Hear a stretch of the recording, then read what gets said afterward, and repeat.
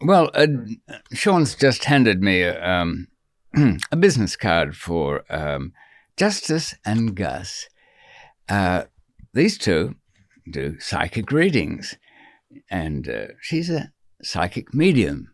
She's working on becoming a fool, but not so far. And you can get,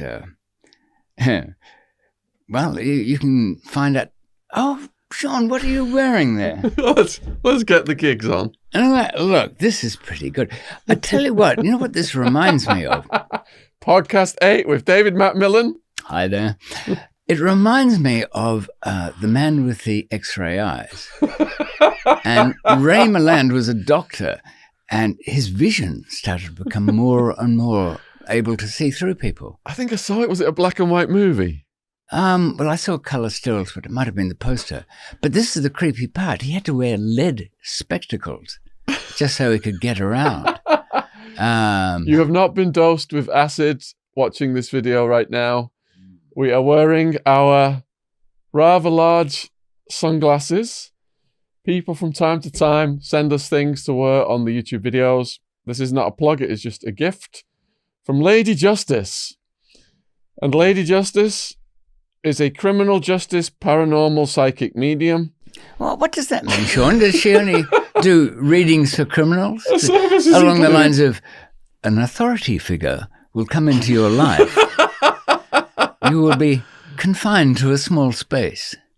This is your future. I think she'd be pretty much spot on with most criminals. Yeah. The party next to you at the restaurant in the tomorrow's evening meal are actually police eavesdropping on your conversation with wiretaps. Mm. Your wife, for 20 years, has been an undercover spy. She's working for the Russians. Yeah. Services, personal, private, psychic medium readings and more. If you'd like to contact Lady Justice, she's at www.instantgo.com. It's not really good having a business card where you can't really read it. It is instantgo.com, justice readings. Okay, I think that'll do for the commercial part of the David exchange. McMillan, international kingpin, hunted across 5 continents, incarcerated in multiple countries, in multiple continents. Incontinence, not incontinent. A jail tourist, I was called once. Did a story. Jail tourism. Uh-huh. Escaped from death row on Thailand, the only Westerner ever. And if you've not seen all these other episodes, they're in the description box below this video. Our links to not just all of the stuff we've done with David, to his own YouTube channel. Please go over to David's YouTube channel. I'm actually doing some now.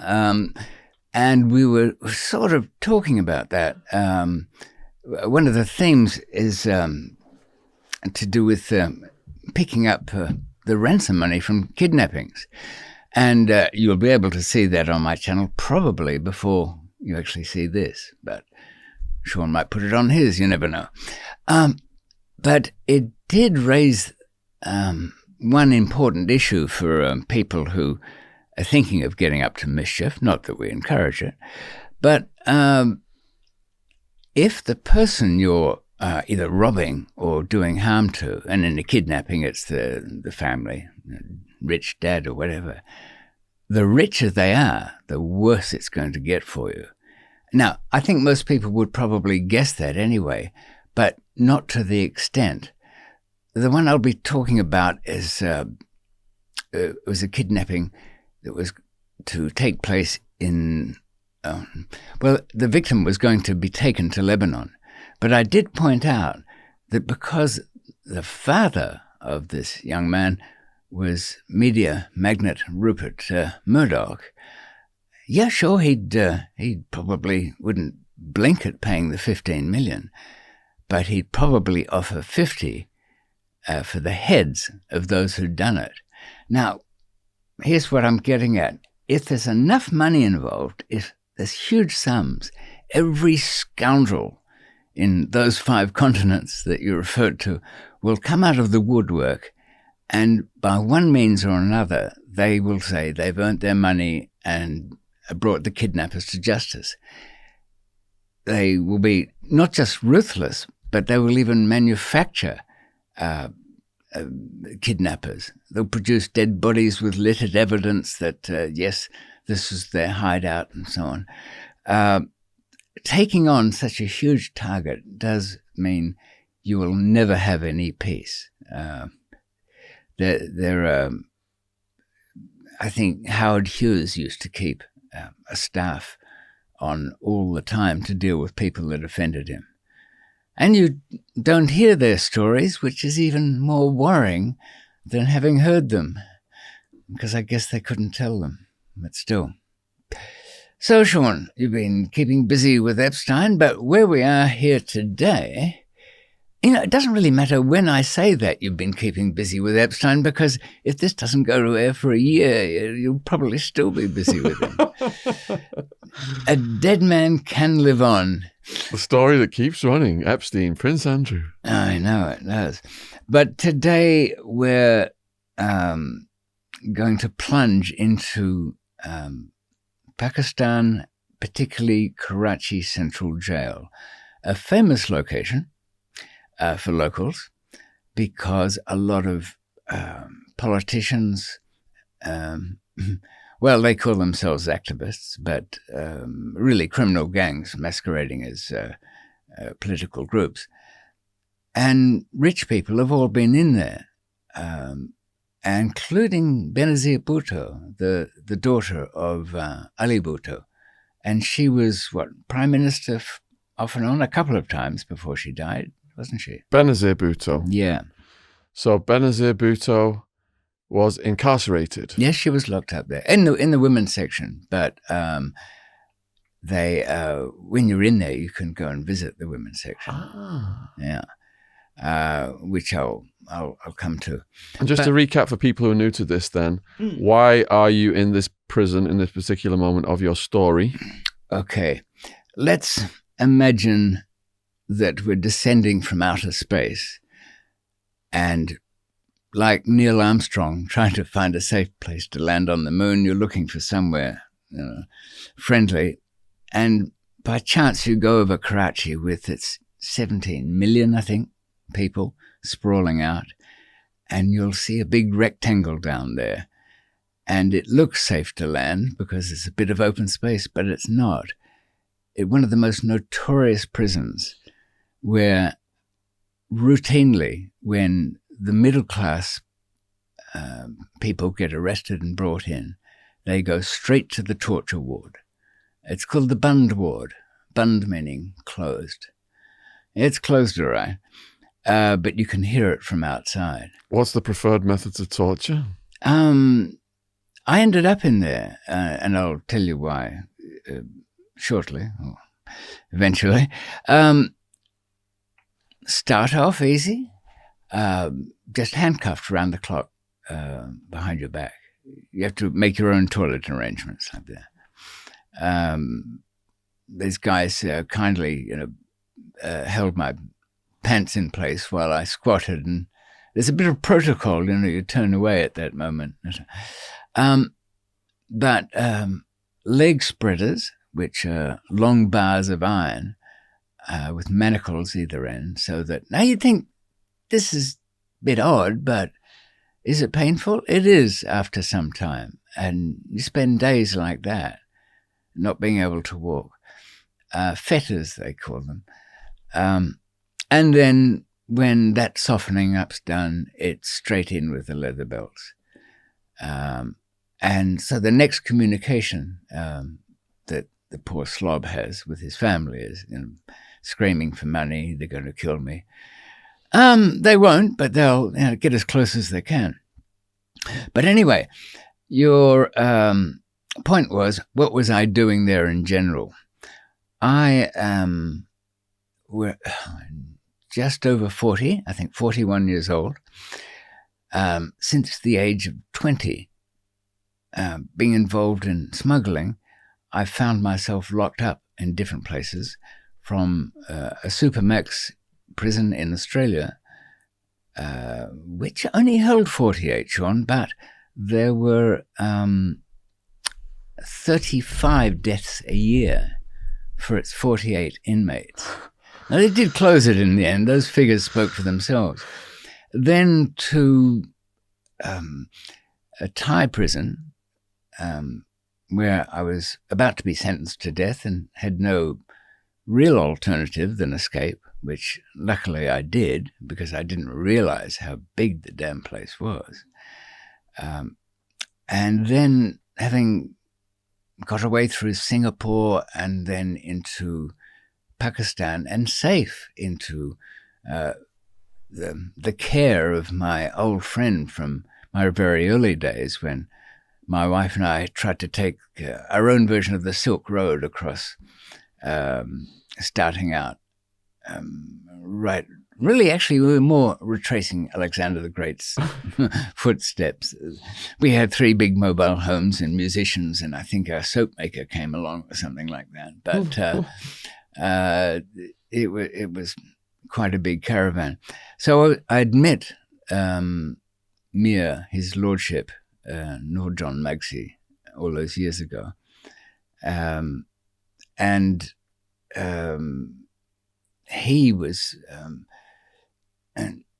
He was in jail at the time and had called me over about his cousin who'd been kidnapped.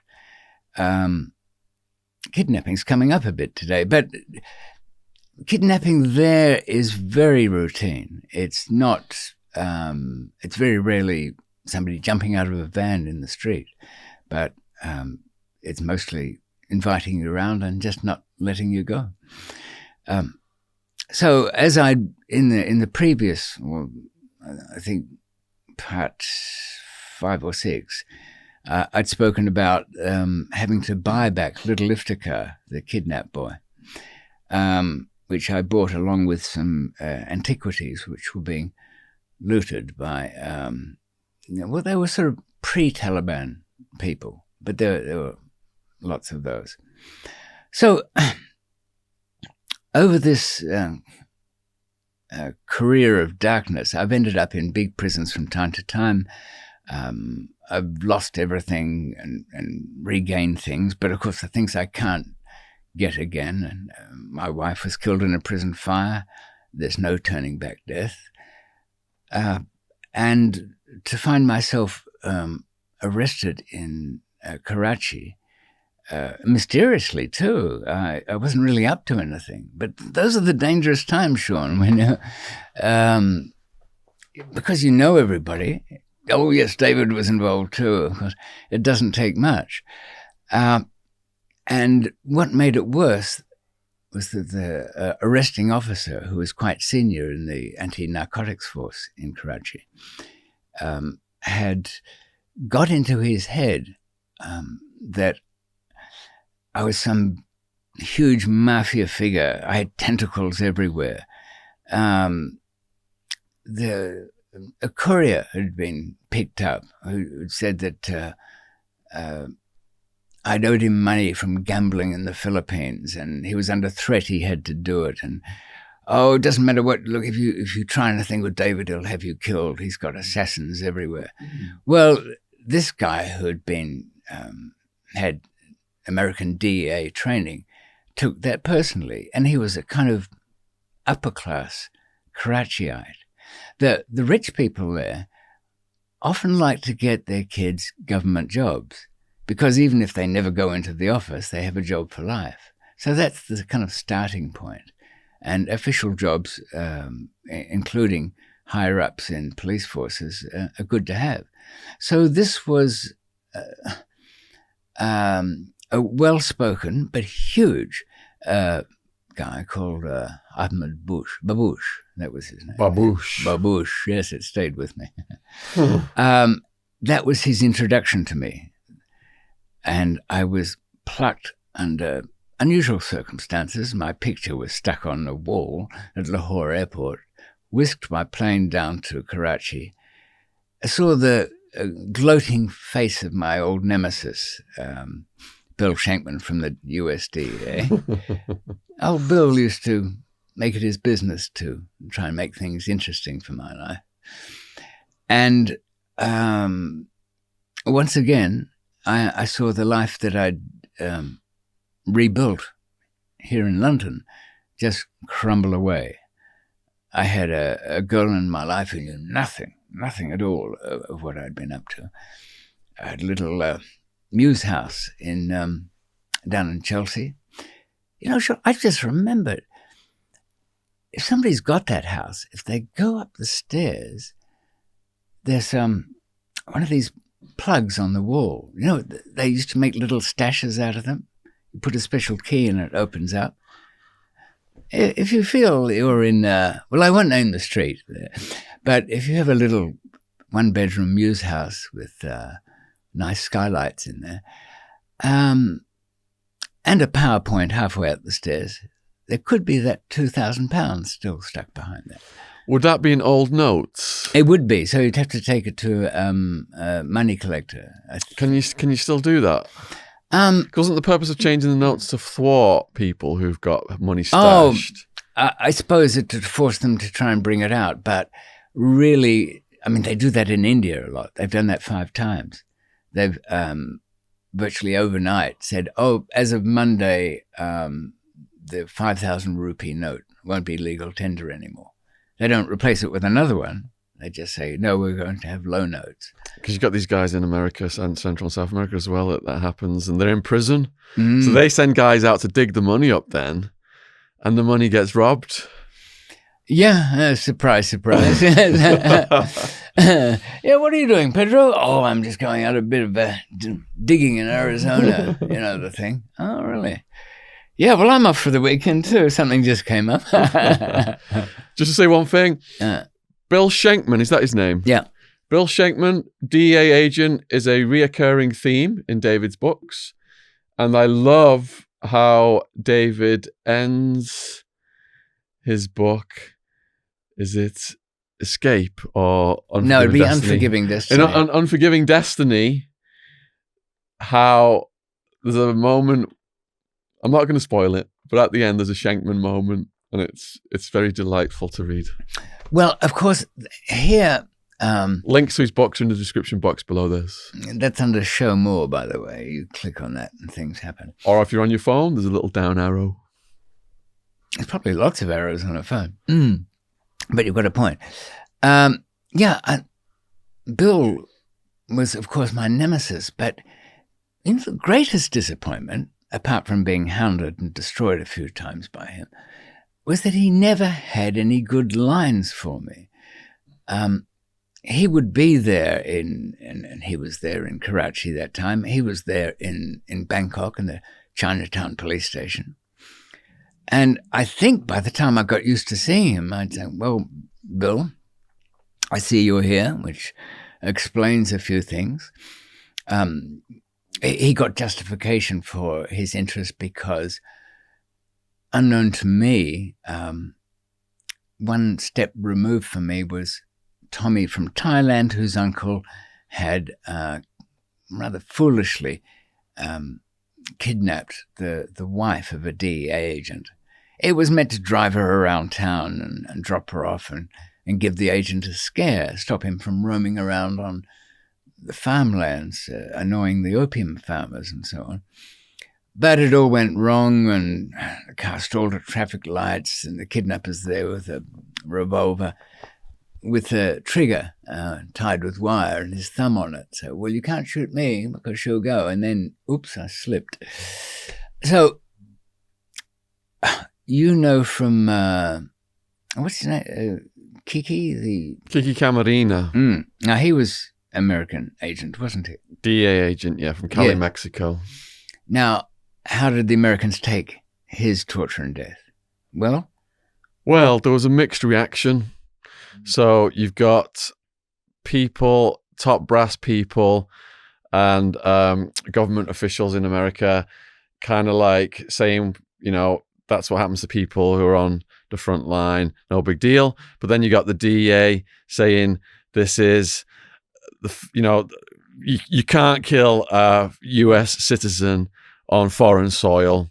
This is not allowed to happen. So America's got to have this huge reaction now to find out what's actually happened here and bring people to justice. But there was because the CIA were involved in smuggling cocaine around that time and all that sort of stuff. There was all these conflicts going on. Purified as some American innocent abroad being killed. Kiki Camarena, he realized that if he just kept arresting people and just posing for a picture with some coke and a dealer, it would make no change to the world. So he went above his pay level and he started to look at where the money was going. And that money was going to top government officials. Some of it was financing a war in Nicaragua, Americans fighting the communists. So once he went after those people, he was supposed to be kidnapped and warned off, but the kidnappers went too far. Well, yeah, certainly did. But the point is there, isn't it, that the US do have a policy of, and it's a sensible one, of hunting down and destroying anybody who harms, in general, a US citizen, but particularly an official. Yeah. So when you end up, as I did by proxy, as it were, on the list of people who were to be destroyed, people didn't argue with Bill if he'd say, I'm looking at McMillan's latest thing or whatever it might be, even though there was no US connection. I've known a few kind of mobsters and interesting people over there, but always resisted doing business because I could never really get the feel for, even when I was in New York, I got a better idea there, but once you keep going further and further west, the people get flakier and stranger. And in Los Angeles, they struck me as very much kind of Hollywoodish in that they were kind of acting everything. So I couldn't judge if somebody was an informer or a double agent. And my friends had also, my English friends had said that, look, be careful there because in most circumstances, as soon as somebody gets arrested, they'll say to the police, all right, what's the deal here? Who do you want? I'll serve them up on a platter with trimmings. I was lucky because in Arizona, I built a scene from the ground up with all the local people. So everyone knew everyone. So if anyone came in from the outside, we knew right away. And even when they submitted the request for wiretaps to the judge, they said, whenever we send undercover cops to these people, they stand out. They always come in, we're from out of state, we want to buy some pills. It was so obvious. Right. Yeah. And I mentioned Kiki Camarena. If you are interested in his full story, my new book just got published. It's 4 stories that intertwine. Kiki Camarena is one of them. It goes way beyond what Narcos Mexico has said about Kiki Camarena. There's so much more to it than that. Anyway, that's available worldwide on Amazon now. It is Clinton, Bush, and CIA Conspiracies is the subtitle, From the Boys on the Track to, surprise, Jeffrey Epstein. Oh, don't tell me he gets in there. He's in there. Oh, well, that's a very long title, but I'm sure people will work it out. All you have to really know is Shaun Attwood. That's the name to remember. Put that in Amazon, 13 books will come up. Yeah, spring to life, they do. So, before I get totally lost here, this Karachi arrest was worse than the Thailand one. The place, it wasn't a matter of, my normal approach, Shaun, is, okay, arrested, start looking around, what bars can be cut, is there anybody I can manipulate to open a door for me? Do I have to convince anybody of anything here? What are the physical barriers? None of that applied. And here's why it's so hard to describe there, because it is really, for me anyway, totally alien. It took me so long to become not as one with the people there, but at least to have some understanding. When I was, of course, my Thai escape came up, and so I had slightly worse treatment when I arrived at the jail anyway. But, and this is a jail where people don't even go to court. They've got to pay to get on the court list. They've got to pay the drivers. They've got to pay, when they get to the court, they've got to pay to get out of the van. They've got to pay to go and see. Yeah, they've even got to tip the guard so I can see the clerk, so that I can pay the clerk to get before the judge. So there's things to know here. This is not. Are they allowed to carry money around to do those tips? Oh, yes, they ignore all that. But I did make a mistake once coming back from court. I had a wad of money there, and I should have tipped the guard there, but he felt it. And I wasn't quick enough giving him a 500. Well, it looked like too much for that, so he made a nuisance of himself and then extended the list of people that I had to pay off by saying, well, we'll put it on in the safe upstairs. You can imagine. Yeah, really safe. Has that word got any relevance to where it's going? So, yes, the short answer is that. And also, if you're it's a class system, A, B, and C. A is political, B is rich people, or what do they call it? People accustomed to a better lifestyle. That's actually written in the law, would you believe it? Accustomed to a better lifestyle. And C, which is just the dregs. They're the people that never get out of the dormitories. There's hundreds of people in there. If they're lucky, they get their lentil and pita bread on a bit of old newspaper, but that formality is not always adhered to.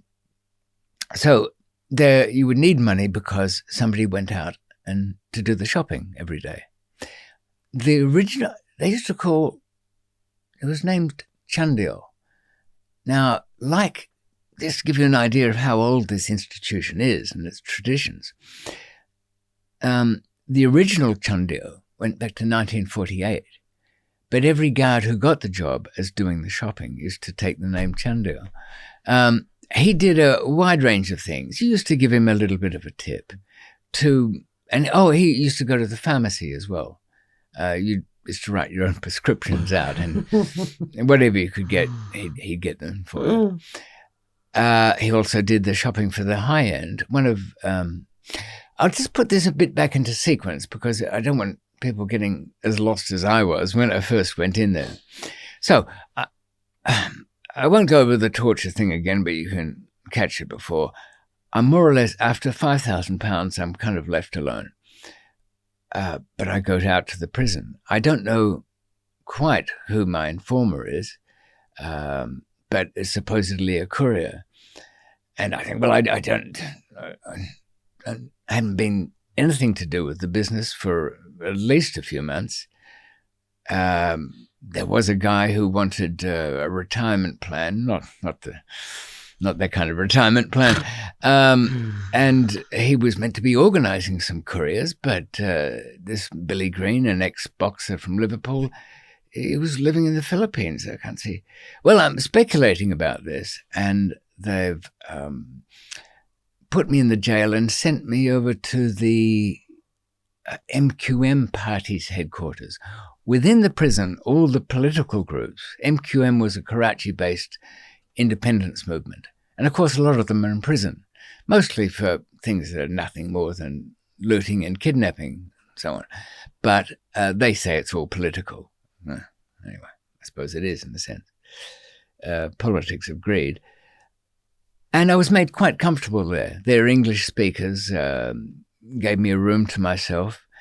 And then there was a little scraping at the door as I was finishing off some food they'd brought me. This is other prisoners, of course.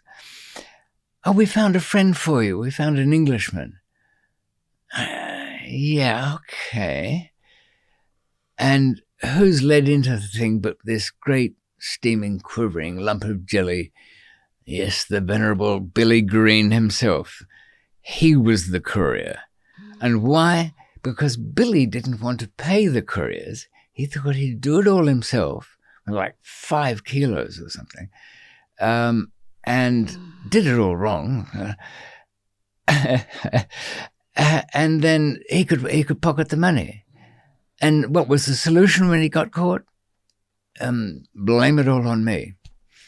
And viewers, 3 months before this, I'm at South Kensington on Dina's restaurant saying, Billy, look, I've just given you 12 grand.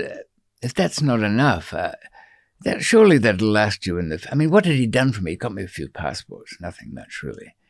But he was the kind of guy that always remembers things. You know, the truly stupid have got a photographic memory for anything that looks like useful detail. He didn't go to the Muse house, but he went to the flat around the corner, soaked it up like a sponge, everything that was written down there, and then it all regurgitated back out. Not to mention, and you might wonder why he'd done this, because I explicitly told him when to travel, you do not take your photo album with you.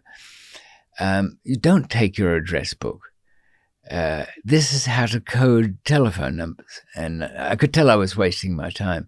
You know, the coding system for telephone numbers is you find a 10-letter word or phrase and just substitute the letters. For example, frozen days, easy to remember, F-R-O-Z. F is 1 and S is 0. The letters don't repeat, so you just have to tell somebody PT, a loaf, whatever.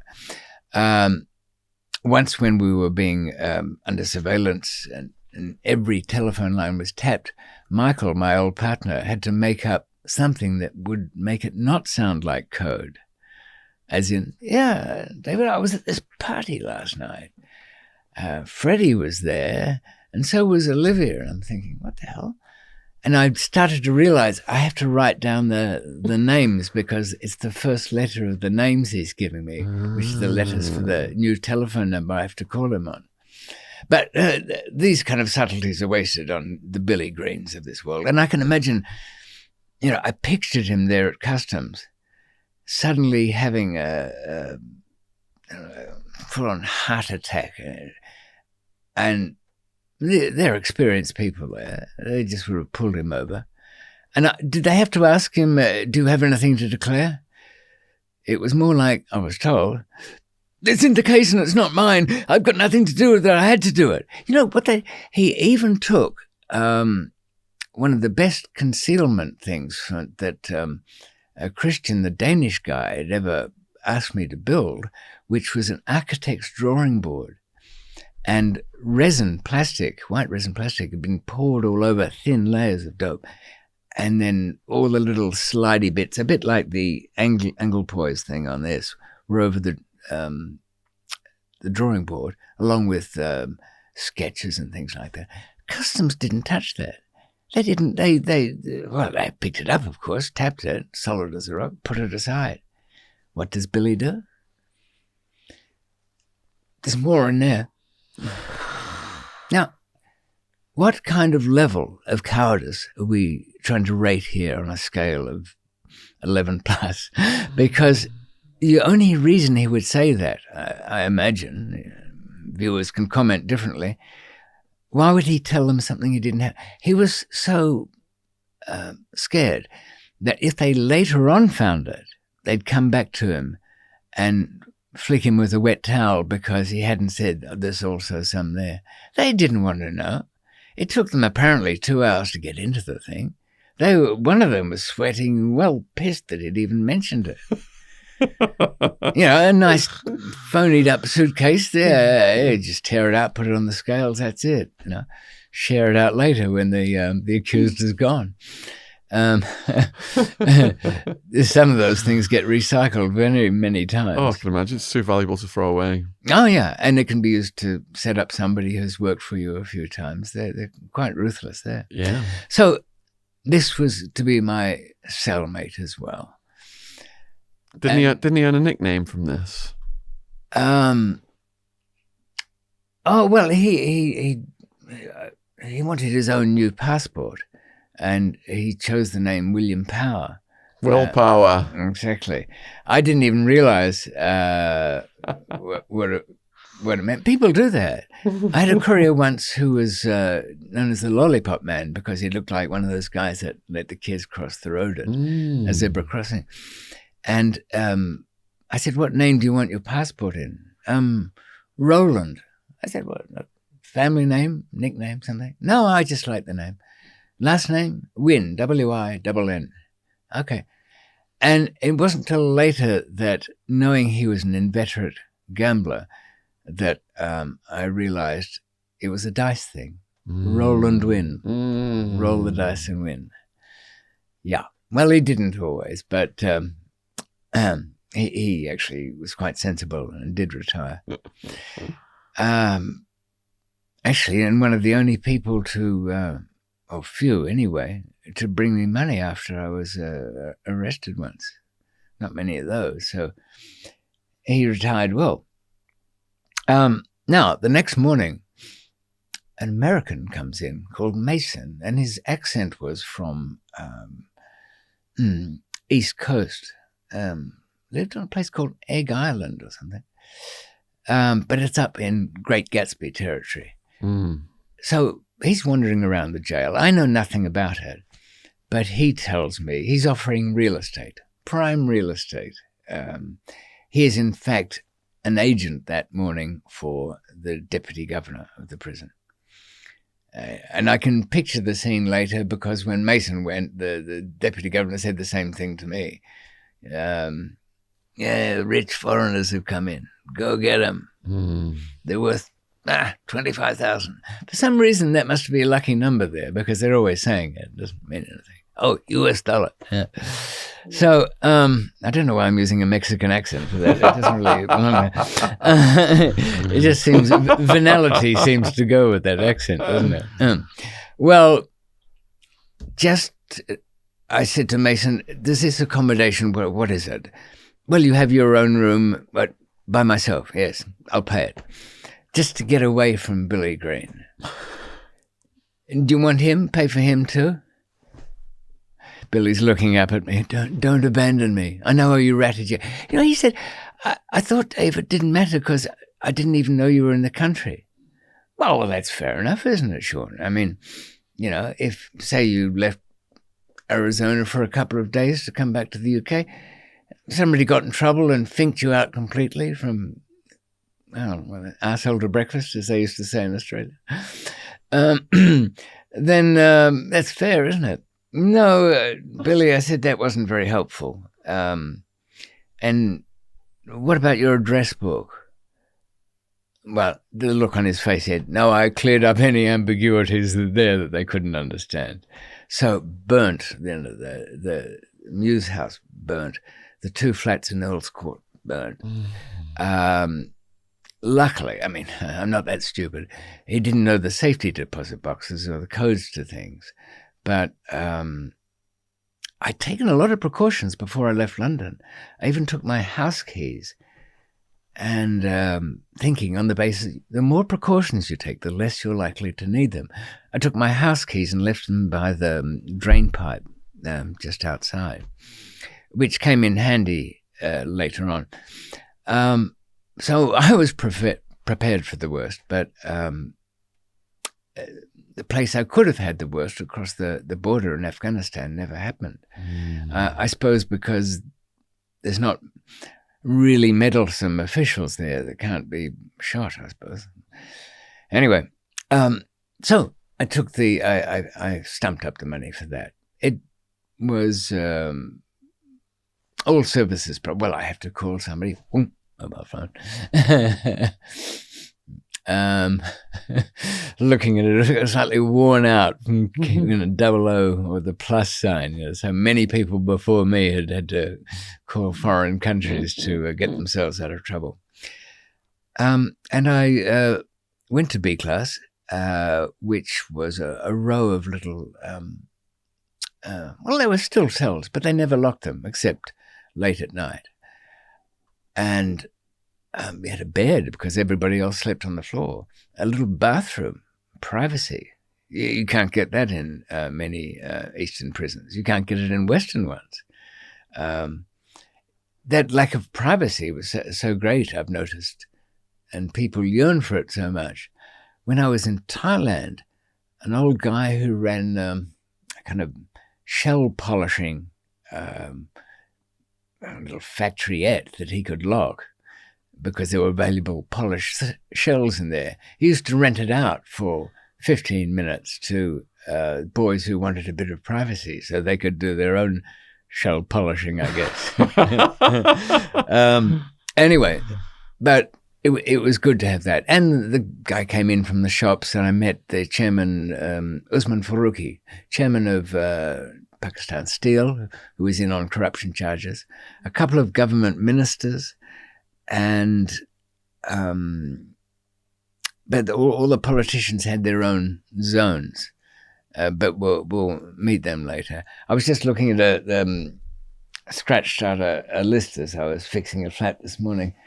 There was Benazir Bhutto's PPP party, the Sindhi Nationalists, the Baruchi Independence Movement, and the Bhutto clan. They're such one of the big 22 families of Pakistan, their nobility, such that the children became political leaders even before Benazir was assassinated. She was blown up, I think, in Clifton, in one of the suburbs of Karachi, by who knows who, but her husband, Mr. 10%, got arrested for it, and he was in at the time. That's right, that must have been just about that time. But this is 1999, so I think that came later. But I think he was there on some other corruption charges.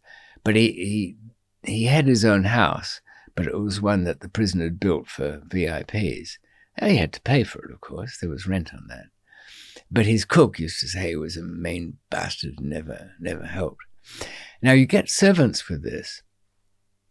The servants are prisoners, and the prisoners have to pay the guards to get the job. If you're a prisoner who's got nothing, you are not going anywhere. You can't even get to court.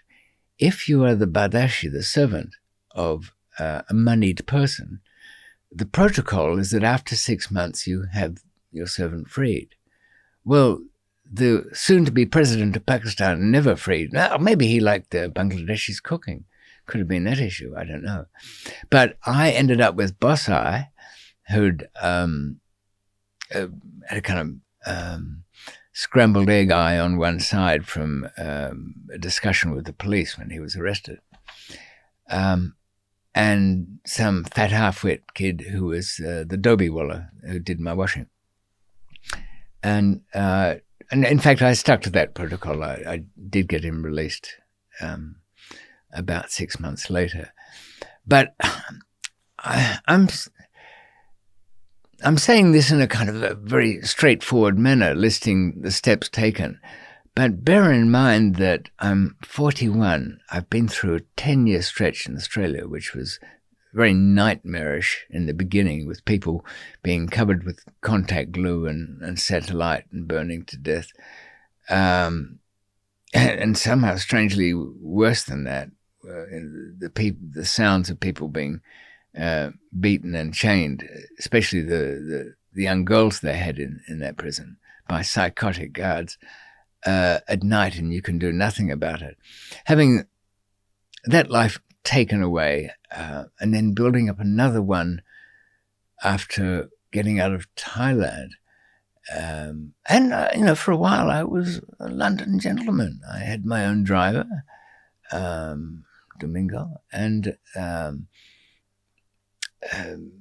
I really didn't do anything. I was like a Victorian gentleman, just visited galleries and I met at some good cause or other I was putting money into, not to expiate my former sins. I don't feel that any amount of money would sort that out. But was being a London gentleman boring for you? No, I actually really liked it. I'd get up in the morning. I belonged to the local Holmes Place, was it? The gym down there in Kensington. Pastry shop was very good, French. I'd meet friends for lunch, catch up on... I saw my first IMAX film, I think, back then. Just things I'd never got around to. But I suppose you've got a point about whether it was boredom, because sometimes things would come up and I'd be sitting there thinking, yes, TB, you say that can't be done, but let's not be hasty here. And or some friend had want something arranged, and I'd make the introduction. And, a bit like an old cook who can't stand to see anybody else in the kitchen. I'd introduce these people together, and instead of going back home, I'd be saying, well, look, you can't do it that way. Here, give me that thing, and I'd be involved in stuff. I mean, going back to Pakistan in the first place was a bit of madness, really. Don't you still get the call of the wild these days? Not really. Oddly enough, no. Mortality is knocking at the door. Okay, if somebody came up with a good plan to steal the former Shah of Iran's royal jewels, well, who could resist that, Shaun? You'd be in on it, wouldn't you? Come on. But not kidnapping his son. Oh, the Shah's son? No. Oh, no. Kidnapping is a terrible thing. You know what's terrible about it? There's no deal. You're not giving anybody anything that they hadn't already got. You're just depriving them of something. And not only that, how can you call yourself a reasonable sort of professional criminal and then jail somebody? Become a jailer yourself? All right, the kidnappers are just desperados. That's why I had to really convince these Lebanese that this way. I think it would have been a disaster because they just weren't savvy enough for it, and they certainly wouldn't have ended up with the money. Lots of people would have ended up with lots of money, but not them. No, there's the Shah's jewelry has disappeared into the vaults of the Ayatollah's palaces. I suppose when you've got dictators, you end up with another kind, don't you, when you get rid of the former one? Whereas the previous Shah was a modernist. He was even going to get Concorde. I saw one done up in Iranian Airways livery, but it was never delivered because he went quite early. They never recover, those dictators. They always die in Paris or Khartoum or something afterwards. And they often don't have much to say. But the new lot are just as much dictators again.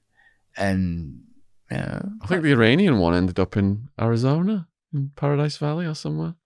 What, the Shah of Persia? I know he went to Paris in the first place, but he did go to the US for medical treatment. Maybe he stayed there. Yeah. It could be that. But that would be and really it is not, I probably wouldn't even go for that. In the, how many functional years have I got left? I'll probably be around for 20.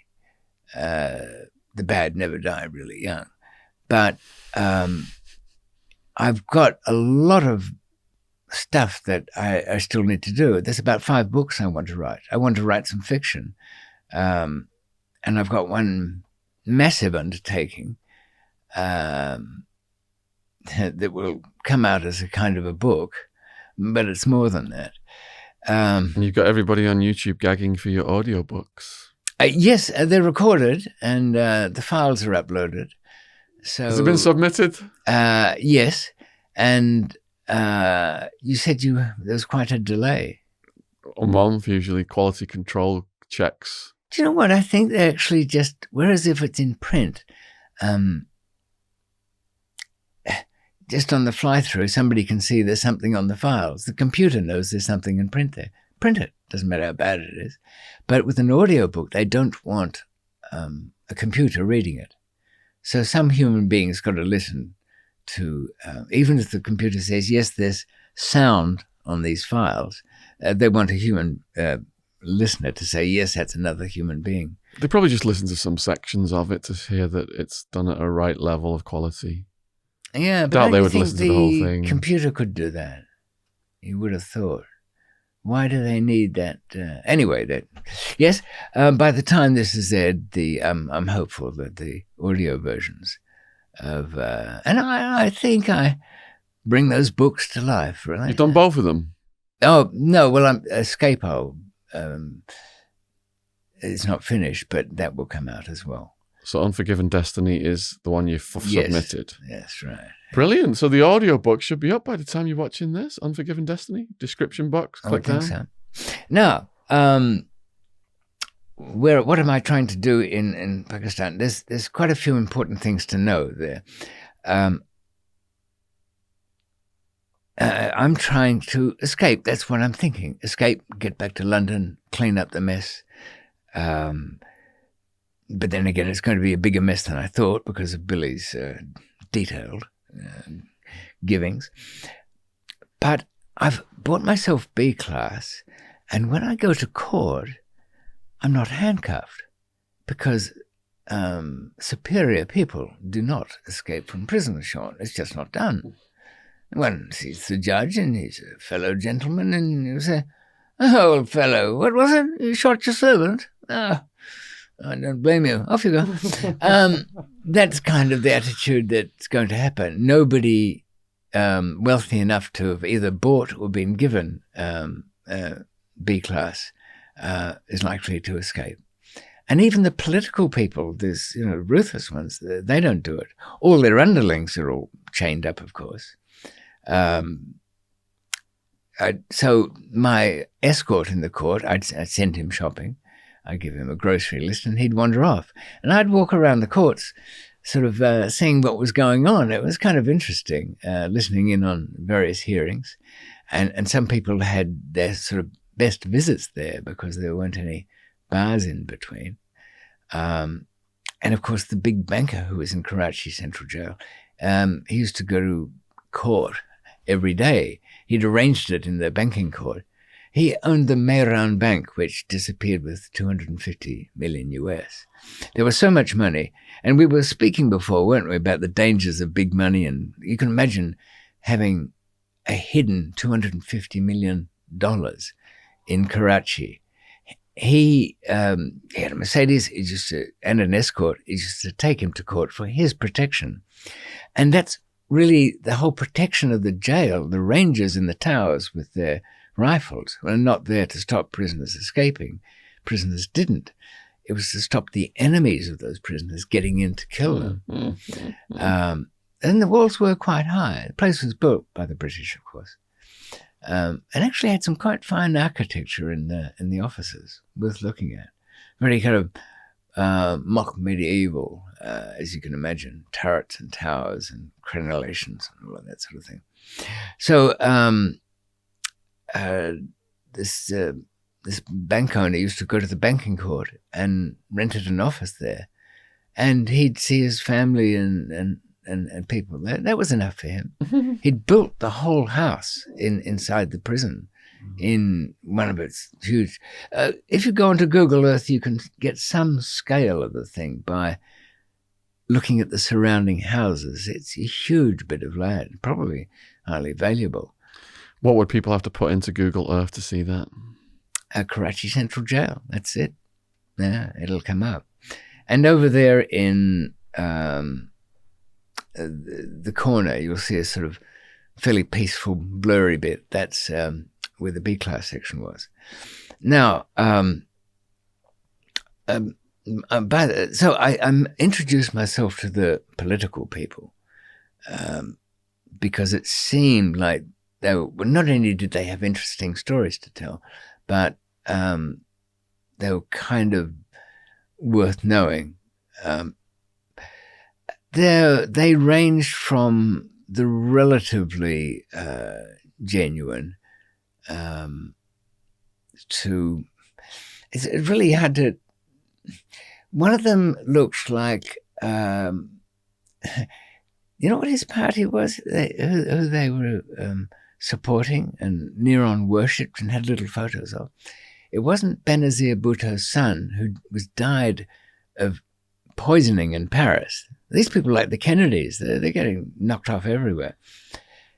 That son had married a Lebanese singer, and the wife was now the head of that party.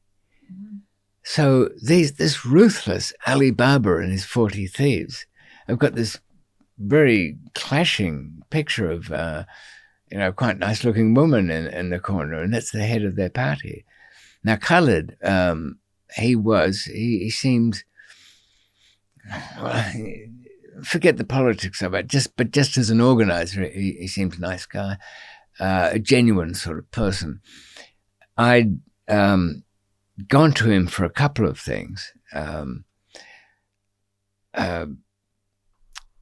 he could solve problems within the prison and wouldn't simply be having his hand out. Now, a lot of his followers, they were all in for various murders and things. Khaled, maybe he'd ordered a few. I didn't care. And incidentally, his little house was made out of an old chapel. It was a Christian chapel that had been built within the prison. And it was kind of a weird atmosphere. They'd put all blankets and silks over the floor, and he had a kind of throne, which was the old altar.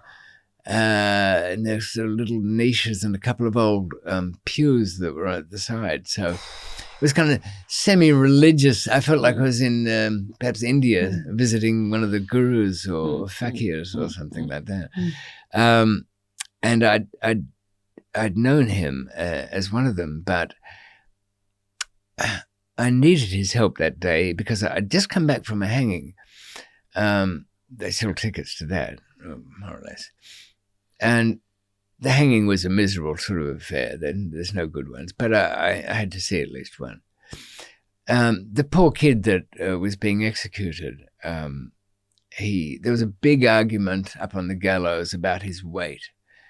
And I've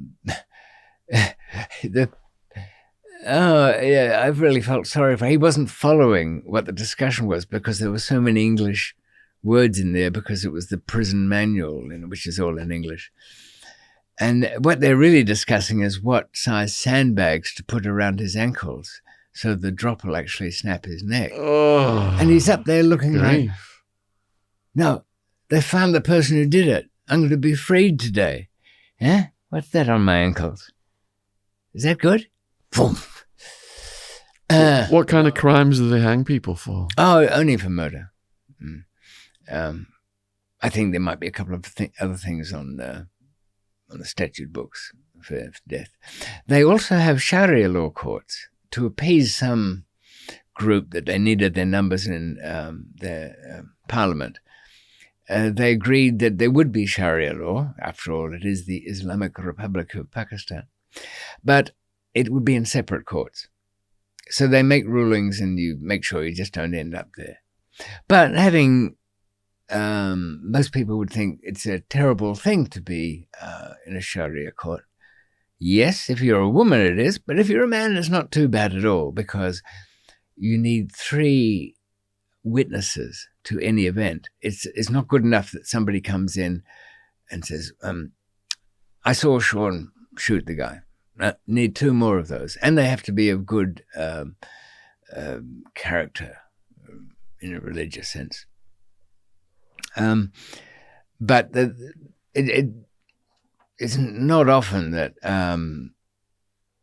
oh, yes, I forgot to say the death penalty did apply to narcotics. That was one of Benazir's little innovations to sound serious in the 80s. And just to make things fun, I was charged with this knowingly involved in Billy's little smuggling thing, being held wanted for Thailand, and also a second set of charges in the anti-narcotics court, Benazir's invention, which carried the death penalty, a duplication, which was against the Pakistan constitution, double jeopardy. But I notice, listeners, that you can be dragged into an English court twice for the same crime. Now, if they don't convict you first, they have another opportunity if they find something compelling or new evidence, which has a very broad definition, doesn't it? So you're saying you're up for the death penalty again in Pakistan? Yeah. You just say it so casually. It's like people must be just mind blown. How many times have you been up for the death penalty? Oh, only twice in a serious way. Yeah. Only twice in a serious way. Yeah, it's been bandied about here and there. The number of policemen have threatened me with death, I can't count. I said, all right, well, just I hope you're a good shot. Just do it already. I was never a very good shot anyway. I put up a collection of old photographs on my own channel last week, and you can see, what was I, 20-year-old David with a big 357 Magnum in his hand with hollow points, of course. Well, do you remember in the earlier podcasts we did the series of the uselessness of guns? Yes, yes. Well, that was certainly it was kind of like toys because there were so many of them. But really, even to have one around, it's a gift to the burglar, isn't it? Oh, thank you for the gun. This will make this robbery more effective now that I've got this. Let's just put it on the living room wall. Yeah, that's true. So my diary was full of court appearances for that. But you don't get left alone. There's always somebody coming to, if you paid once, they want you to keep paying and so on. Now, to put pressure on everybody in the little B-class street, some were untouchable, but they wouldn't hurt you, Shaun, but they'd punish your servants. Now,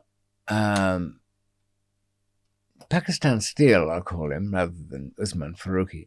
Pakistan Steel had a little guy from Swat, that's right up north, very valleyed area. He was educated.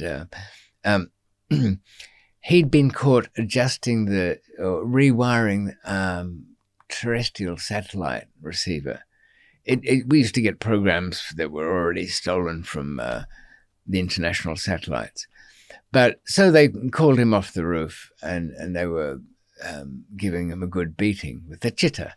That's the long leather belt that I told you had inscriptions all over it. I'll love you a long time and all of that, you know. And not just written on it. I mean, this is chiseled out. So I went to Pakistan Steel. I said, look, they've got your boy in there. Oh, he's always up to no good.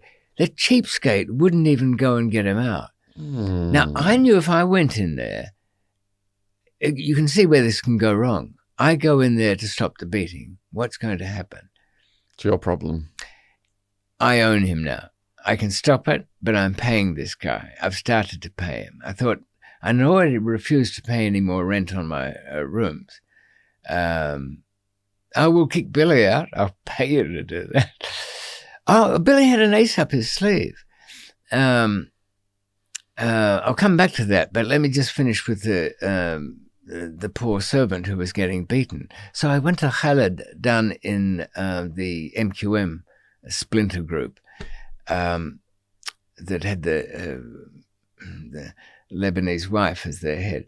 Anyway, Khaled heard my story, didn't like that practice of the servants being beaten to get at the money out of others, marched over there, virtually kicked open the door of the chief's office, screamed at him in a kind of guttural Sindhi that I couldn't follow at all, tore the chitta out of the hands of the kids about it, threw it out the window, and then stormed off. And I limped out. Well, I wasn't doing the limping, but I carried out the one who'd been getting beaten. I mean, he was tiny, this guy. He showed me the welts. He wasn't good for him. So that seemed to me the best way of dealing with that.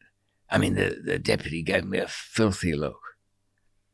He more or less said, oh, well, so you're with that lot, are you? And I thought, yeah, all right, work on it. I'll work from my side. And so you'd have this kind of complication. You can see how it's already complicated and it's getting more so. Now, right, there was, I think my servants, they didn't really get into any trouble. But, yeah, that's what I was going to come back to. Why was you're probably thinking, I'm sure there are many people thinking this, in a place like that where people have accidents, very often, frequently fatal, why wasn't that happening to Billy Green?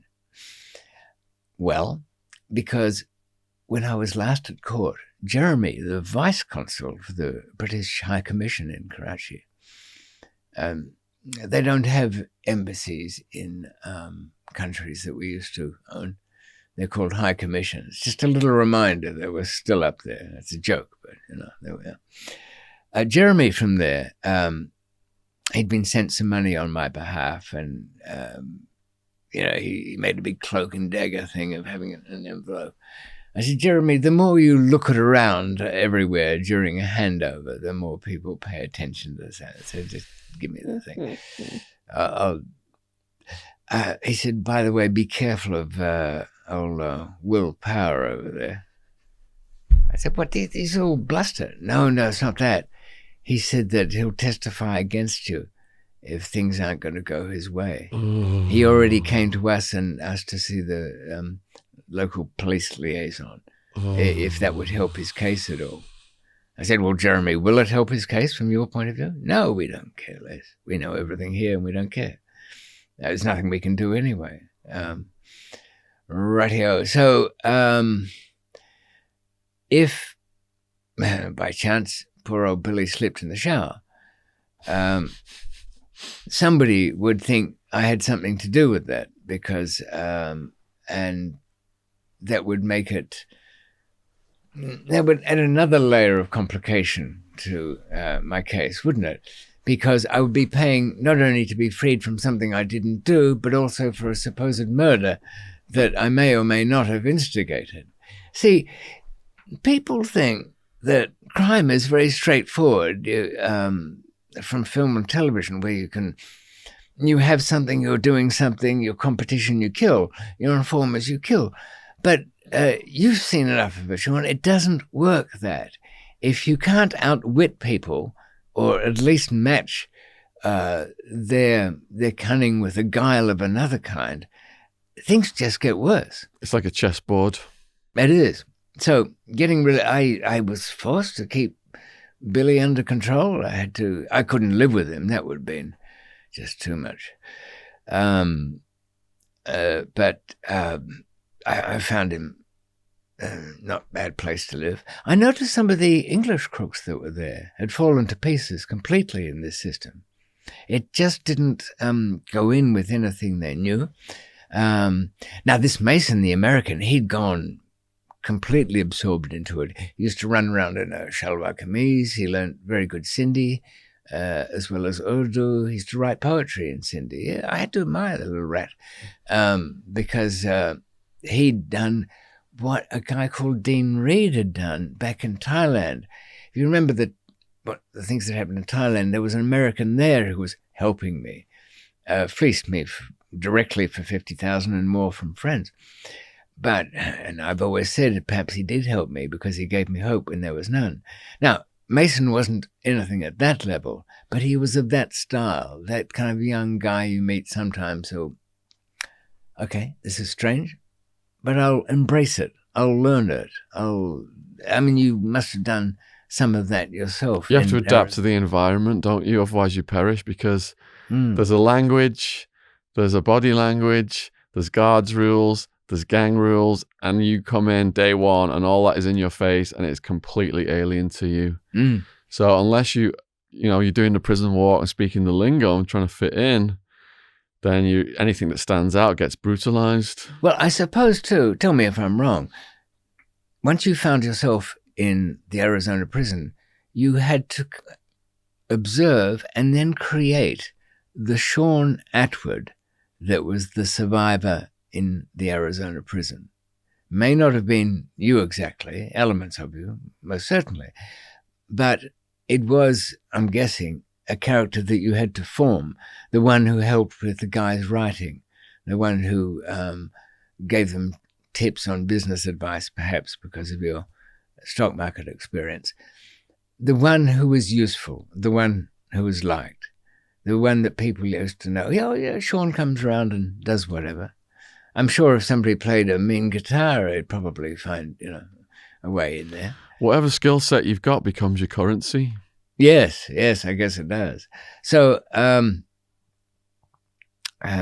this American guy kind of, I think he was always a bit somebody who could kind of smooth in there. He was caught with a couple of girls with a few kilos each. Very strange place to go, especially with women. The women who got arrested really stood out. We came to know in there of Tatiana, a Russian girl. She came from Krasnodar, which is a little bit south it was it then Russia by then? Yes, it was. USSR had gone. But when it opened up a bit, she'd met a Nigerian student. Shall we call him a student? We shall. I'm sure he did study things. And being a good wife, she found herself doing a heroin run for the Nigerian husband, who had connections in their big hangout up there is Rawalpindi, but they don't like using Islamabad airport. But still, she was caught at Karachi airport, and she had a young child. She thought somehow that, and you know what's worse, the customs and the officials there, they think all Russian girls are called Tatiana. And secondly, they're all prostitutes, because that's what they're doing here. They thought she was a prostitute, so they messed around with her and poked around on her bags. And a couple of kilos later, she's in the women's section. Now, I went to visit her there. Not her particularly, but I'd met a guy called Robbie the Scot. Robbie the Scot was accused, and I'd read about his case a bit in the paper when I was there. He was accused of some fraudulently arranging bribes for the Gwadar oil and gas pipeline. Gwadar's down on the coast there next to Iran. So it was expected that he would turn up. He in fact said that he was just unlucky being at the Hyatt Hotel when some City of London police had visited and seen him there. Not exactly knew him of old, and he really wasn't a conventional fraudster in the sense. Okay, any banking documents that Robbie would give you would be treated more of artworks than actual genuine documents. But the whole thing got a bit messy when one of the loans was guaranteed by a European bank that sent a fax to confirm something. But people don't remember. Think of fax headers. I know faxes are just about gone with the wind, but they're sometimes used when there's a signature involved, aren't they? And the receiving machine the sending machine will have a very fine print at the top of what it was. And in this case, instead of showing a bank in Zurich, it showed the Pearl Continental Hotel in downtown Karachi. Yeah. Something picked up by the City of London police and referred to their colleagues there. So he came in. And how did I know all about it? Well, I got around a bit anyway, but the young American kid got released. And one of the deputy chiefs called me up one day and said, David, didn't you owe me money? No, not really. Look, have a look out there. And I sort of kind of ginger-headed, portly guy there, Anglo, of course. Yes? Rich, with the newspapers. I want 25,000 or Bundward. Uh-huh. What do you want me to do? Well, I'll talk to him. Put something in for yourself. Yeah. And if he doesn't have money or can't get it, well, he'll be sweeping. And the kids, they had nothing to sweep, really. So they had a bunch of sticks and they'd be sweeping the dirt, just the ground. So I went over to Robbie and I said, look, we're going to pretend that we're having a heated discussion and you're going to look like you're upset and tearing your hair out. I've been asked for some ridiculous amount of money. And he said, I've been here a year in Pakistan. I know how it goes. I'm ready for all of that. Okay. I'll pay $5,000 or something like that. Look, 5,000 rupees is about like 50 pounds or something. That's what we're talking about here. Let's forget you've been here a year, but in this jail, local currency. And I think I mentioned it once before and talking about Afghanistan. Even there, all your dealings should be local currency. The moment you start bringing in euros or dollars, they put you in a different league. All the figures change. You're just a fool running around with foreign money. And foreign money is printed from heaven and rains down upon us poor people. That's how it's supposed to work. And that's what you're going to do. So, anyway, we played this charade, and I looked over at the chief, and he went with sweeping gestures. That's what he'll be doing. Anyway, I went back to him. We settled up for the equivalent of about 120 pounds today and a lot of talk tomorrow,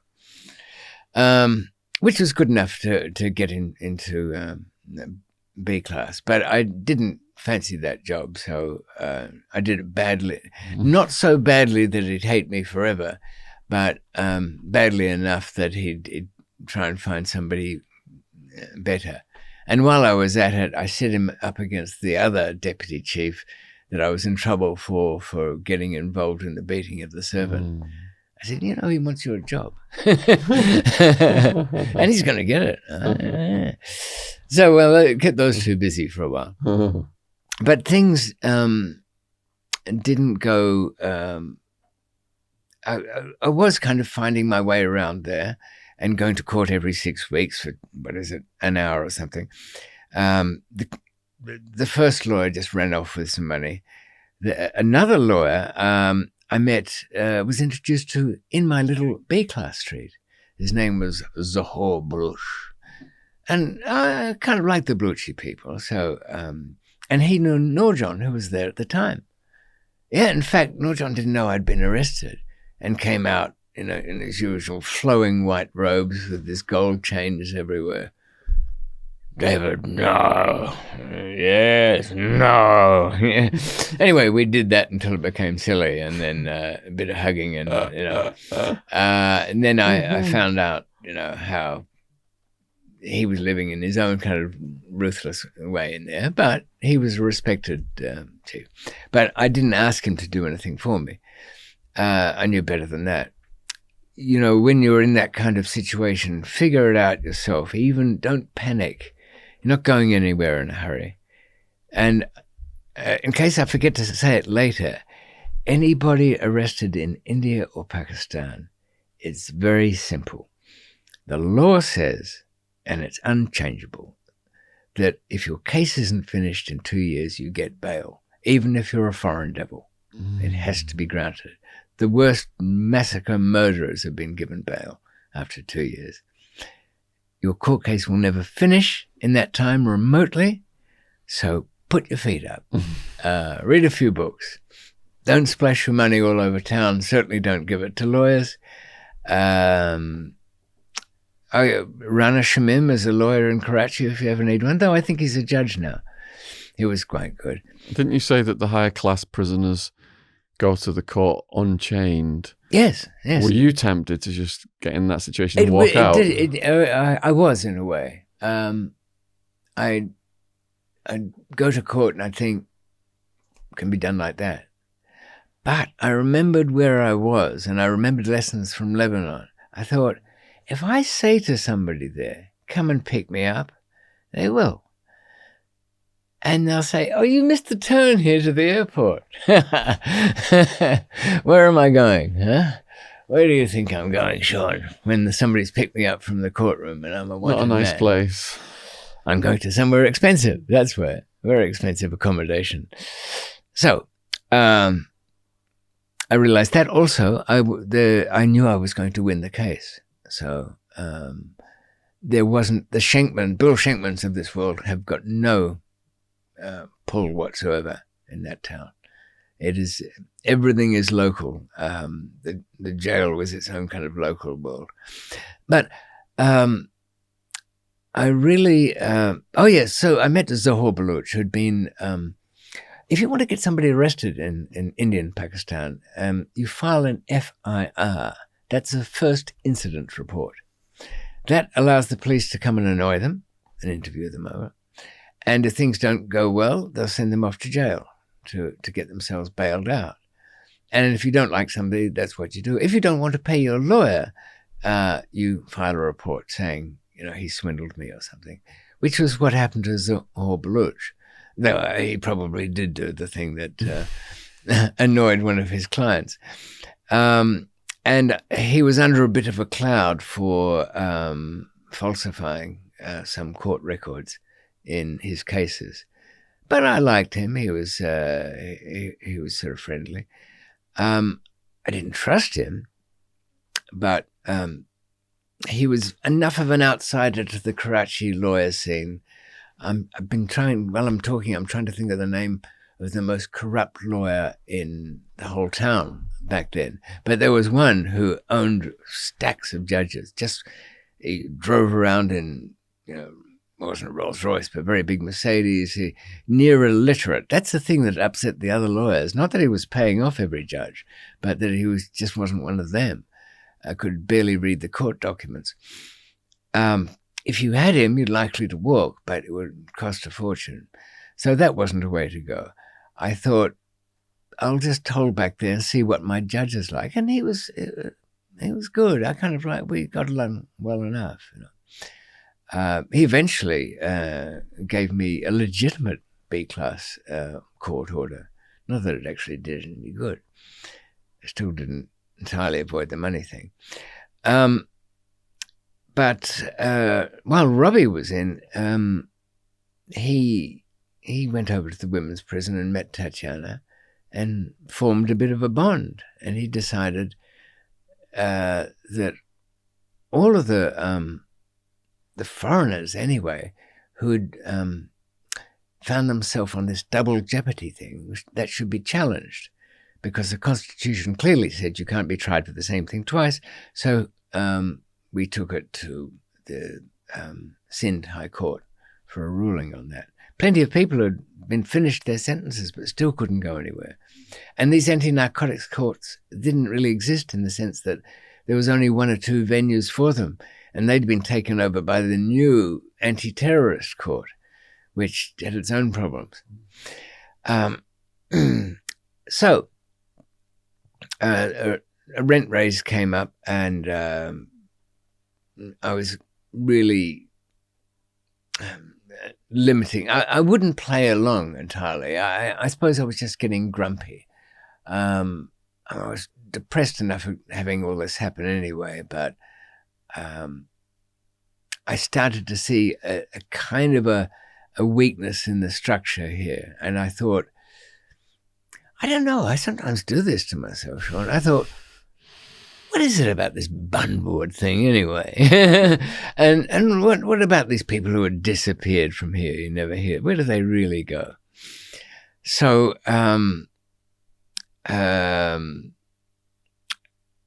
before I ended up moving out of my street into a slightly different one, and had a couple of nights, and I wondered why this. I thought, yeah, sure, they want some more money. I thought I'll pay them a bit and get back to where I was. And ended up spending a couple of nights with the most weird people. Can you imagine? There's a young medical student who's in there on some silly thing. I don't know. Didn't get along with the policeman. He got thrown in there. But he's a medical student, so he's in a kind of a B-class thing. But there's one other person in the cell, and this is a fat-headed, gabbing half-wit. And he's a policeman. And because he's a policeman, they give him, as a courtesy, a bit of B-class. Not the top B-class, but whatever. So the poor medical student, if you know other languages or you start to pick them up, be careful admitting to it, because this fathead would have been in my head all night. The medical student was saying, David, he's eating my brain. What's he talking about? Oh, he's telling me about nights at the station and how they got somebody in and hung them upside down. And then there were some prostitutes and what he did to them. I want to die. I can't take the... maybe he's in the employ of, but no, he was just a natural idiot. And then I couldn't take him either. And I moved to a kind of a room with a really wreck of a Danish guy that was ending a sentence. But we exchanged things, notes and people we knew. And I met somebody else, I can't even remember how I came across him, who wasn't in B class, very nervous German guy. And this was Matthias. And he'd been through Afghanistan, Pakistan. He got caught with a lot of hash once. And this was a hash case as well. But I tried to draw him out of that, but he was probably, he'd asked around about me and he probably thought, no, this could be more danger than it might be, because I was kind of going against them a bit at this stage. But I was still having my Sunday lunches, and the house that this banker had built was kind of like a conventional English suburban house in a way, but it had manicured lawns and air conditioning and its own satellite connections, and it was just a house. But it was very strange for it to be there. And the Sunday lunches were well catered for, and as I think I mentioned before, all in English. But all that came to an end when I could see I was being really targeted there. The case was droning on, and I was going to win. And I couldn't really do much about anything. My communications were better. So I had Carl, who was a Canadian villain, come over. And you'd think I'd know better by now. Carl, what? Look, a couple of things. I want you to go to the court. Zahor Baluch, the lawyer that was inside, is now outside. I've given him some money, but I want you to go to the court and see if he's really making bail applications for me. Now, when you finish that, I want you to go to London. You get my keys by going down the Mews. It's under where the rain is. And there's some codes I'll need you to remember. I've written them out for you. Now, roll them up in a little tube of paper, because you'll stick that in a cigarette or something. I mean, I don't smoke. Carl, look, follow this. You've got to hide that piece of paper. It's the instructions on how to get into safety deposit boxes all around Scandinavia. Right. Now, if you're thinking, is Carl the right person for this job? Maybe not. But it would do what I say, and he wouldn't steal from me, and he was quite brave. So these are three good things, aren't they? The fact that he's a bonehead when it comes to the subtleties of... I mean, you must have found yourself, there's quite a gulf between some kind of crooked business, let's just say, might involve market manipulation or some banking fraud, and the huge bulk of the people you're likely to meet in jail. Their crimes are not really planned. They're often domestic. They mask what's really a history of sporadic and half-witted violence by saying, oh, no, my thing is I'm a high-end burglar. Well, but you stole a fucking gold-braided knickers on your way out. You're what? High-end burglar, yeah. I sent Carl off on that mission, and the reporting day came and went. No news. I was thinking all sorts of things. I thought, well, what rule could he have broken? Nah, he wouldn't have done that. I gave him that number for emergencies, and he'd only ring it from... He got to Scandinavia and to Stockholm, and I'd left a few things lying around. So he's got into my safety deposit box, which is fine. He's taken out some cargo, and there's about I suppose he's meant to have left I don't really know to this day. I was so enraged I didn't follow up on it. But the 2 kilos of coke there that he's got. Now, you've got to meet somebody later on. And I said, he works for a newspaper. He gets back about 6. He's like clockwork. He's he's a raging junkie. He will always be at home for his 7 o'clock fix. So if he's not, he's dead.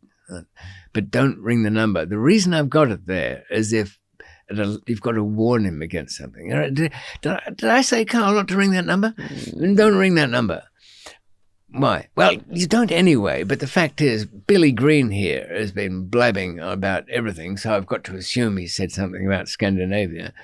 And it doesn't take much to set them off over there. There's only a certain number of people involved in different levels of business. Anyway, just don't ring that damn number. Knock, knock. Got 2 kilos here. Nobody home.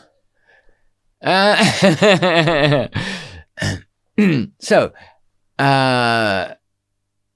he has left the 2 kilos with, he didn't, he was sensible enough not to take it with him night one. Where does he put it? Left it in the bank vault where it was supposed to be? Hidden it in a hotel room? No. Hotel corridors have got big heavy bits of furniture. If you leave them up, nobody's going under there for a while. It'll do for overnight. No. A railway locker.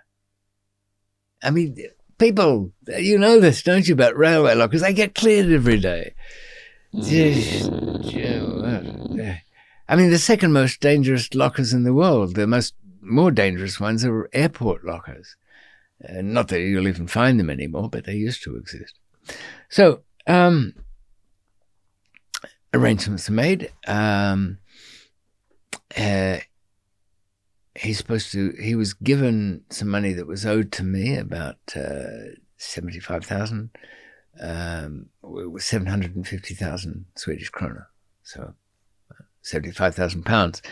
Heads off with that. Is supposed to bring the coke back the next day. Goes to his hotel room. Swamp. Police in there. Oh, by the way, what's he done with the key to the locker? It was just sitting in his suitcase. What's the point of hiding something in a locker if you're going to keep the key with you? This is a man who quite successfully robbed a few banks, quite peaceably. He wouldn't shoot anybody, but they didn't know that. Shut the security screen. So,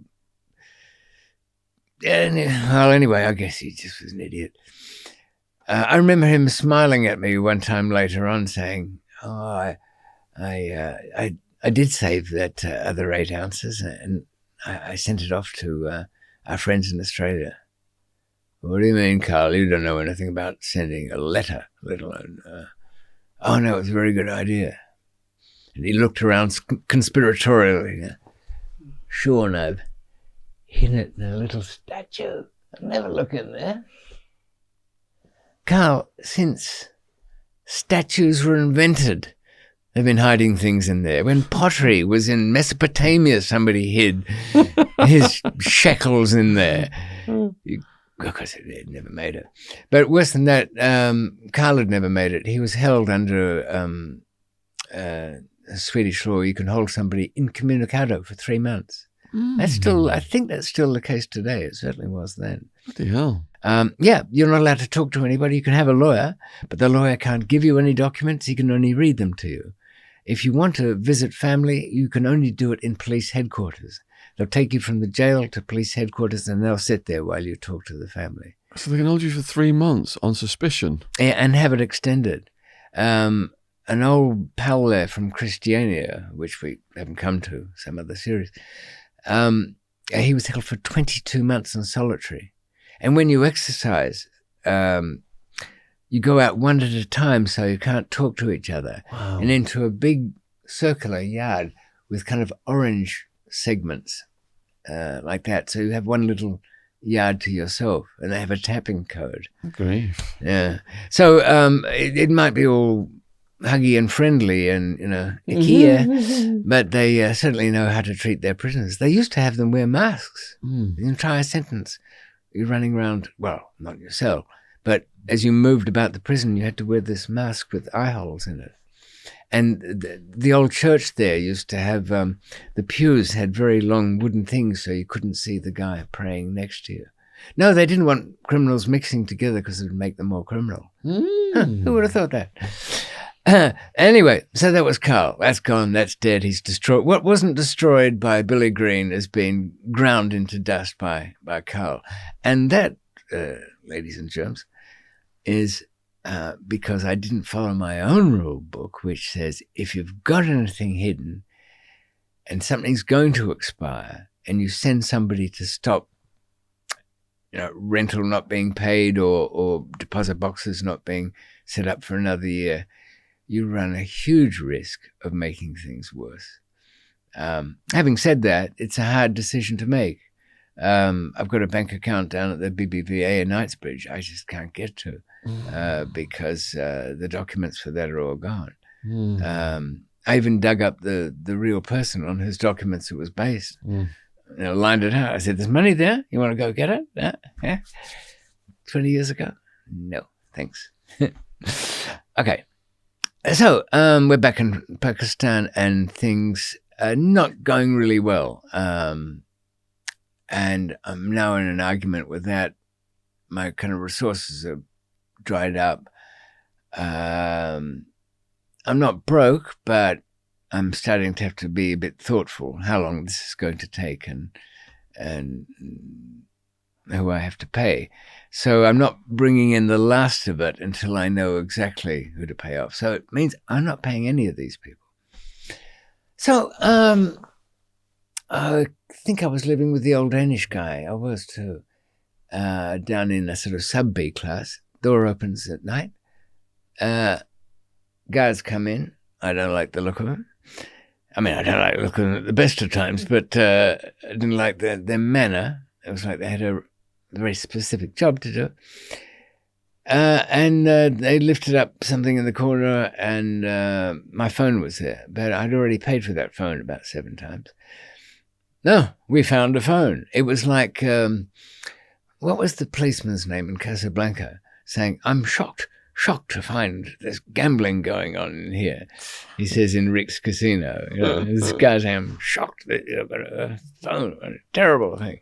They don't exist in here, don't you know? All right, where's this going? So I end up in the bund ward that night, led away. I thought, wow, they really do want their money. Now, I'm handcuffed by a guy that I've already paid off. And, actually, I didn't see him the first night there. I was just thrown into the cell. He pulled that stunt the next day. But I got talking with the guys. And you can imagine there's no cigarettes down there.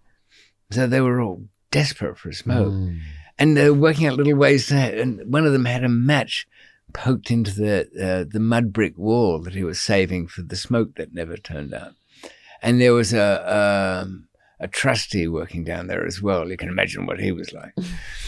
And there's sort of groans coming down from the other cells. So in the morning, I get called out. I'm thinking, good, I've got somebody to negotiate here with. And it was this fathead that was in charge of the bund board. And, and he looked at me and thought, not really, I can't go too far there.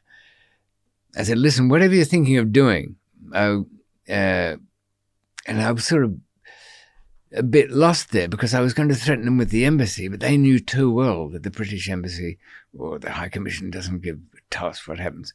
They're not terribly frightened of that, but a little bit of that. I said, I've got passports for 7 countries. Well, that confused him. Is that right? No. Anyway, all he managed to do was he put the handcuffs on behind me, and the kind you can't pick. Not easily. They have a kind of conical tube down them, very old-fashioned ones, museum pieces they were. And I thought I was going somewhere, but I wasn't going. I was just led back to my cell. And then the guy said, no, that's day 1. You're 24 hours in handcuffs. How do I use the toilet? I said, with help. Okay.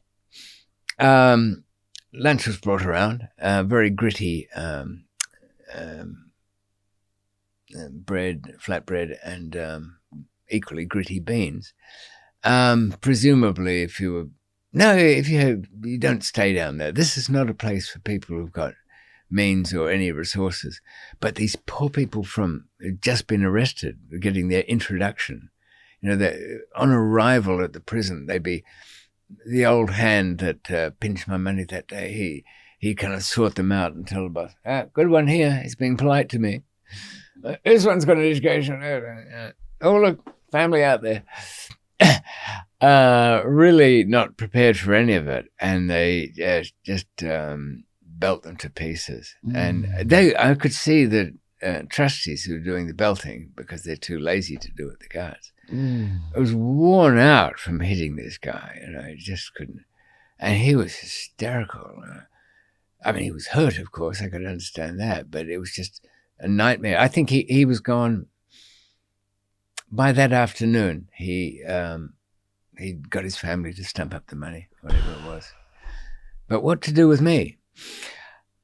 I get brought before a slightly higher deputy governor, and he was looking, saying, we can't take your money anymore. I said, well, that's convenient because I'm not going to give you any. We can't do anything with you. It's a very ambiguous word, Shaun. We can't do anything. It means something is going to be done with you, but it won't be good. Okay. A couple of guys are running around and they've seen me there and come up, and I'm rapid firing off messages for Robbie the Scot and other people, get coloured and get somebody else. But when somebody's under such a cloud, nobody wants to know you. I was thrown into a van, bumped along a country road somewhere. Oddly enough, I did have a few seconds to get some of my bedding and stuff from my room over there. So that was bundled up like a huge thing, and went into the back of the van with me. Didn't know where I was headed. I knew I was going north. That's all you could tell from the sun. Guards didn't want to know. And I was taken to Hyderabad prison. Now, there's two Hyderabad's, one in India and one in Pakistan. The one in Pakistan is about 100 kilometers north of Karachi. Very old prison, another built by the Raj. And where was I taken there? The Bund ward, the closed ward. But it wasn't run in the same way. I mean, Karachi was... I'm going to say just a grinder, a meat grinder. People would come in and they'd get whatever they could with them. I'd had officers staff from Karachi who were really, you could tell they were educated. One quite senior one was very apologetic. He said, David, you know what I've been sent here to ask you? I said, I know what you've been sent. But I speak English very well, so that's why they asked me. And yes. Well, I don't want to even say it. It's too embarrassing, I said, well, look, there's a portrait of the founder of the country on the banknote. That 100 is... He's not talking about hundreds. I was just not talking about hundreds, but, some excuse. Money's coming. Lost. Too far away from home, all of that. Now, but... So it's a little bit different in Hyderabad. The Bund was definitely closed. You don't see anyone. It's very dark. The cell I was given didn't have any natural light. All I could see by the time I turned a couple of corridors was a glow from a sort of third level reflection. And then that was it. Nothing more. The next day... so quiet too, and it was a bit like that silence of Papillon's Island where it's in solitary. Not as quiet as all that. You'd hear the Badashi coming around to refill this mudka, it's called. It's a big jar where all the water is. He'd be topping that up so that the dead insects could float to the top. And you didn't have the little bowl or whatever, didn't quite go through the bars to get to it properly. So you'd scoop up some and have to kind of tip it through to get any there. Not really enough to wash. But oddly enough, this very polite, well brought up guard had been transferred because he was useless to them down in Karachi. He wouldn't play along with that game.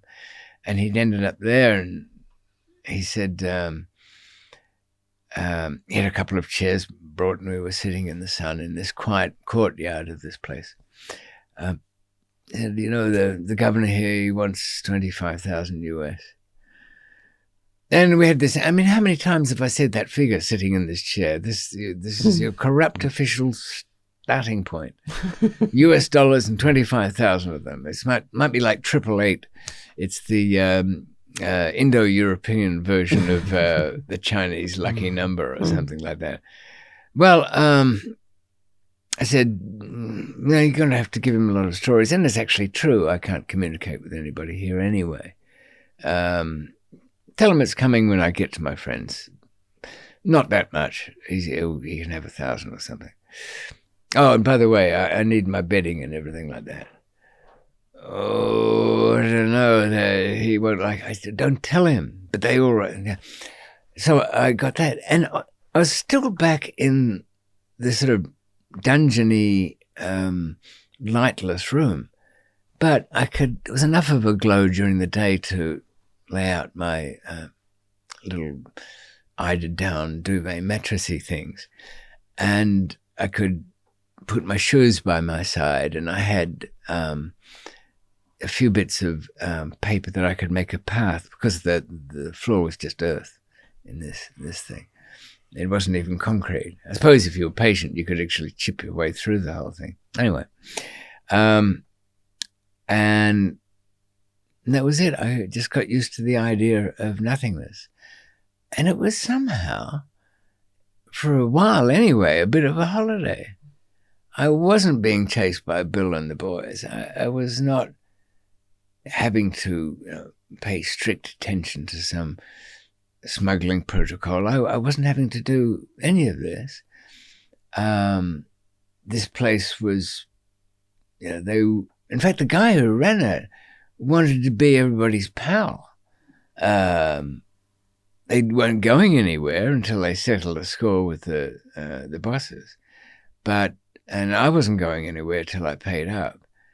The well-spoken one came back and was almost in tears, saying, "Oh, he's punished me so much for me giving your bedding to you." But that was it for me. I was happy. I thought about all the things I didn't have time to think about, and organized my... I wouldn't say happy. This is probably the wrong word. I mean, when you've been arrested in a place where the law could be anything anyway, and then been disappeared to a jail, nobody knew I was there. Nobody knew where it was. I was listed for court twice, and there's just no show. And the judge said, "Well, where is he?" "Oh, we don't know."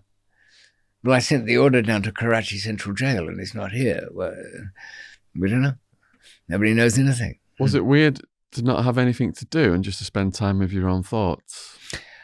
I'd thought of what did people do. There's a few old prison diaries I'd read when I was young of what.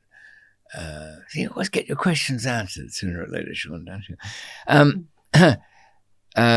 People who were smarter than me. There was a mathematician arrested by the Nazis who used to do theorems or something in his head, but I ran out of things to do quite quickly on that. But I did imagine I designed a house inside my head. And to this day, over 20 years later, I can tell you every floorboard in that house I designed in my head, every paint combination, what the bench tops looked like, what cutlery and crockery were in there, what the bedding was like, what fabric it was made of, what the tiles on the roof. It's a living picture in my mind. It was so detailed. Wow. That I can dream at night and imagine I'm wandering around this house. Didn't Hannibal Lecter do something similar? I can't remember. What did he say that he did in his mind? I don't know. Did his classical music on? He was drawing. Oh yes, that's right. But he also didn't. Wasn't there a part where he like went into rooms of a house and stuff? Oh no, I must have missed that. But yes, it would make sense. I started work on a boat design, and also you run through the bits of history, and do some what ifs. What if the atomic bomb had been invented later or earlier? Would it be more dangerous? What if Franz Ferdinand had not been shot? Would there be World War I? All that kind of stuff. If Alexander the Great had gone on to conquer India, would it mean that Western civilization would have spread more? But as I was kind of starting to run out of, starting to worry a bit, well, this could be it. I know it won't be, so don't worry about it. But just didn't seem to be anything else. It was as lost, I think, as anybody from our part of the world can be. Not just arrested, but in a strange place. Not just in the regular strange jail, but in the one you don't know anything about. Not just the jail there, but within a closed section of it. Did you have an exercise routine? Yeah, I did that. That was my clock. What was it? I had to, the usual things, push-ups, sit-ups, nothing, because I wasn't eating very much. The food would be brought around in a bucket, and because they couldn't open the door, they were very hard to open because they rusted up, they didn't get used much. They had to put some rain pipe guttering through the bars and pour the sloppy dal down and you'd be given a bit of bread and you'd catch it in that. You catch it in your hands? Yeah, you catch it wow. in your hands. And that was it. But, was there a lot of insects down there? Oh, yeah, plenty. I did a bit of ethnobiology there and checking out, what's the study of insects particularly? I forget. But I did befriend somebody there. They sent some guy down to see me to encourage me to pay up. And the most unusual person, his name was Byron, I'll think of it in a minute. He was the third generation English leftovers from the Raj. His parents had been there in the 20s and even up until, and stayed on in the 40s. And he was a kind of ginger nut, a redhead, really. Had a fine old colonial-style moustache. Would have been about 38, 40 at the time I met him. He had freckly skin. But he grew up and was born in Pakistan. He would have been entitled to a British passport once, but they pulled that particular rug out from what are about 200,000 English-looking Pakistanis that have no local DNA in them, but they've just been left careless in packing when leaving the empire. They didn't take them with them, or they had children and they had children and met another European girl or an English girl and married there in the 50s or 60s or something. And yeah, there's so many of those. Anyway, it was perhaps the wrong choice of person. It was good for me because he brought me very humble but little bits of food every day.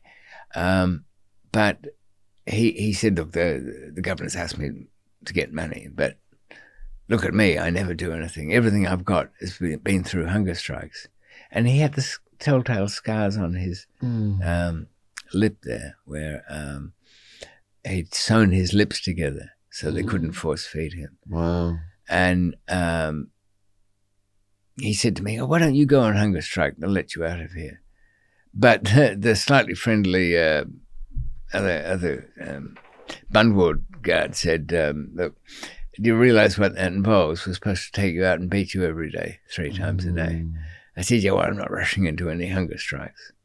I know, I kind of put up with that. I heard his story, and it was a long one, an interesting one, about his parents and upbringing and background. But I was content to stay there. We should probably leave it as a mystery as to what happens next, because we're at 2 hours. Well, I at least got to say what changes. Yeah, go for it. In the Bund ward, everything's looking hopeless. I've got no contact with anybody. When there's a rush at my door, that rusty gate is prized open. The governor wants to see you, or the superintendent's the word they use. Well, I think I know what's coming there.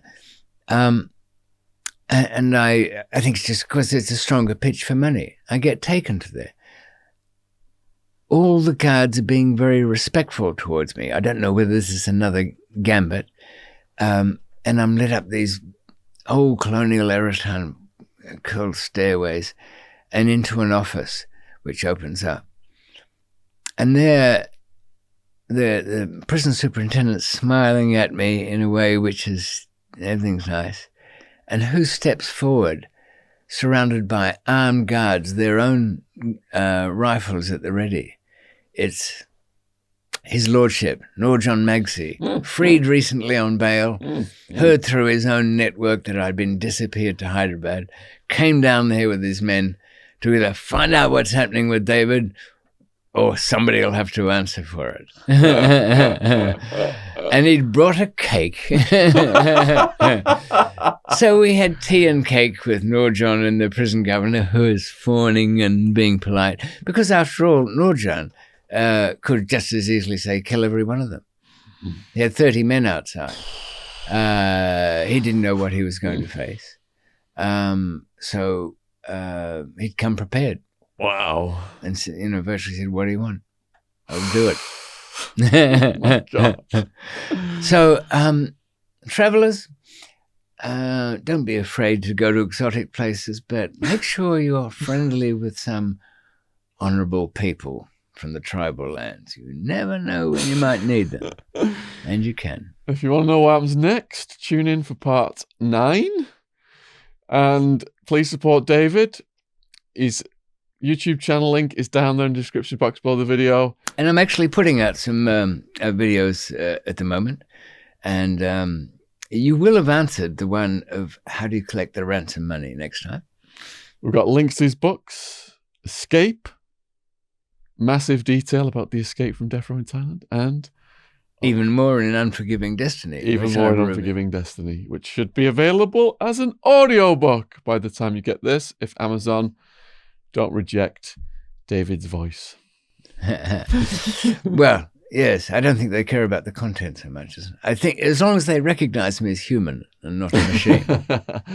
If you've enjoyed this, please put a comment or a question for David in the comment section below.